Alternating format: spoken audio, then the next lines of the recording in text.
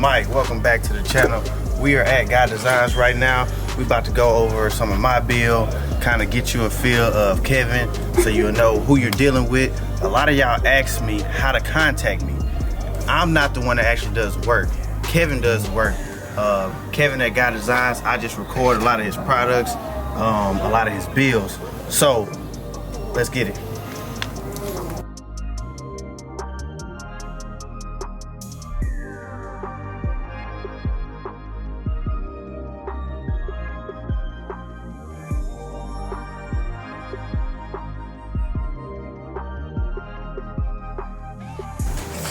All right, here we go. This is the man right here, Kevin with God Designs. All y'all asking me who do the work, this is who does the work. I just posted on my page, so all questions can be directed to him. He'll give you his YouTube, his Facebook, however he needs you to contact him, and he can handle all that. Hi everybody, Kevin from God Designs Rods and Customs. The best way to get a hold of me, because I get this a lot of people are trying to figure out how they can get a quote, how they can get information. We're always busy. The best thing for you to do is drop me a DM on my Instagram page at God Designs or Facebook. You can inbox us at God Designs Rods and Customs at Facebook, and we get back to you as soon as we can. We try to get back to everybody within 24 hours. 9 times out of 10, because we work in here kind of late, I always try to get back to people by at least 8 p.m. Central Time. That's what I try to do. And just try to be as specific as possible. Let me know what you need and stuff like that, and I'll try to get you a price. And at the end of the day, hopefully we get some work done. All right, so to give you some backstory, right? We'll come over here, watch this. So, 85 Monte Carlo. A lot of y'all don't know the backstory on this car. I bought it in 2018. It was painted a different color. The interior was kind of half done. It wasn't a complete car. I hit Kevin up back in like 2017, 2018, right after I bought the car, and asked him to do like a console and a dash. I never got the car here, and then later on I just decided to do a full build. So I haven't been in the car since March of 2019. So since 2019 till today, I have not drove the car. I have not been in the car. We got it painted in Florida. After that, we shipped it out here, and we just been going over what we're gonna do this, because once I get done with this, I don't want to do it no more. So we're trying to do it all right. A lot of you have already seen some pictures of the door panels. The door panels, we used Leather High Store, right?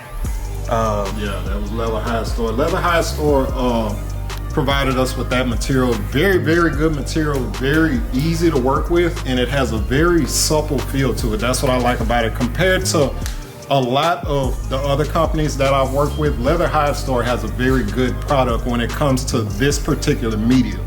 Like, you use leather in handbags, shoes, all different types of things. For car interiors, you need a certain type of leather. It has to be a certain mill thickness. It has to have a certain pliability and be able to be formed. And with Leather High Store, it was dead on, and they gave us a fantastic color. One of the big things with this car was the fact that you see G-bodies, a lot of them are gray, the factory colors, the gray interiors, the black interiors. A lot of people go with tan interiors. When Mike contacted me, I told him, I was like, man, I really want to do something different. Like, let's do chocolate. Like, it's a kind of mint color on the outside. Let's fucking mint chocolate. Let's do a chocolate interior and do something different. So that was a major part of it. We wanted to mix in a lot of different textiles. A lot of people who follow me and they've seen the door panels, they know there's a matte wood grain finish on the inside of the car that we're gonna run with. And everything's gonna be brushed aluminum. We're not really leaning towards anything shiny. We want more of the modern look to it. Said, you have a lot of different textures at play here.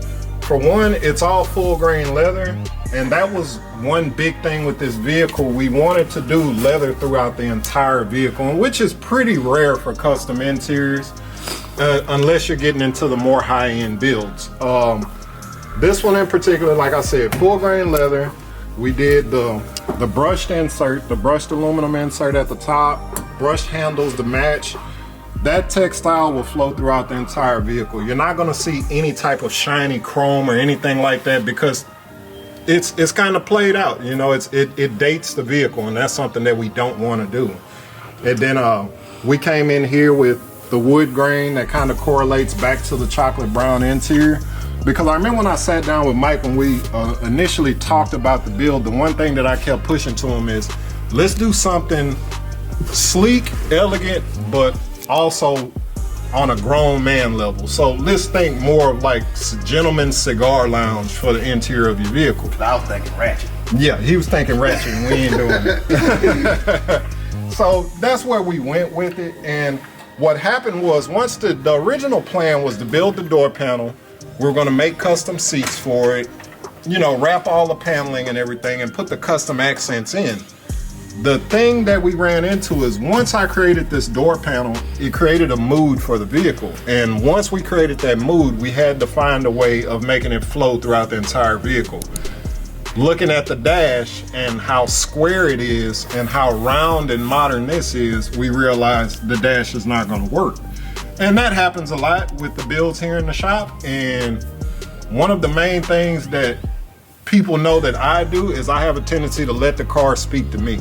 And it's like, once we did this door panel, to me it set the tone for the entire vehicle. So the dash is coming out. We're gonna rip the dash completely out of this one. One of the main things I've been doing is I've been looking at McLarens. The McLaren dash has a lot of curves to it. It has that hub in the center where everything happens. You have that iPad type of Tesla kind of look to it.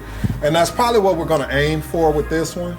Shit, I got Sandman pieces, Sandman design. I got the door vents, and I got the, what's it called, the jams? Yeah. Or whatever. What I was gonna ask you is, he got the billet pieces for the column. Should I order them, or are we gonna go with something? I know you got your own. No, because 9 times out of 10, that steering column is coming out of there. Yeah. Because once we build that dash, the great thing about building a dash is you get to play with dimensions. So a lot of cars, especially from the 80s, it feel like the dash is sitting in your lap because everything is pulled out in them cars like this. It's one of those things now where we're gonna be able to move it. We'll be able to distance it from you and to you as far as we want, so you can get a certain feel out of it. And when you do that, the steering wheel don't work a lot of the time. I was about to say, are we gonna keep the steering wheel? The steering wheel we definitely not keep. What I meant was the steering column. Sometimes the column needs to be a little bit shorter, or it needs to come out a little bit more. But the steering wheel, We're not gonna keep one the steering thing I suggest, man, that I've been looking at is Spark Industries. When we went out to SEMA, Spark Industries makes some pretty dope wheels, man. And it's like everybody out here, they buy some Amani wheels, they get Amani steering wheel. Yeah, I don't like the matching steering wheel. I never like it. If you look at Spark Industries, they make some dope shit. That's my plan. May, we shooting for May. Get the car out. I will let you know whether it's gonna happen or not, but I really want to get it out. Memorial Day weekend car show, Bayou Blowout. They have a group on Facebook. You can search them. We post a lot of the car show flyers on there. Once I do have the car out, then I'm gonna hit a lot of the big shows. I'll be out on the streets, but stay tuned. Keep following me, like, comment, subscribe.